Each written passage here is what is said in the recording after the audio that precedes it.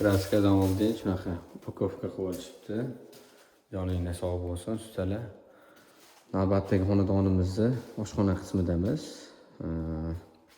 Ovqat qiladigan zonasi. Bu tomonida ovqatlanish joyi. Bu joyi bo'g'ib beramiz. Peregorodga o'sha surma eshiklarimizdan qo'yib beramiz.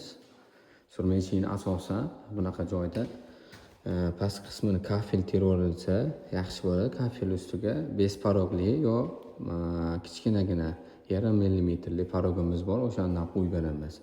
Hid yo'q o'tmaydi. Xudo xohlasa, romlarni Engelbek profildan qilib bergandik, eshiklarimizni Chempion profildan qo'yib berganmiz. Joyimizdan unumli foydalanilgan. Kimga shunaqa xizmatlar kerak bo'lsa, surma yoki eshikroq aloqa chiqaverasizlar. Ishini sifatli qilib bitkazib beramiz. Bitgandan so'ng qo'yamiz.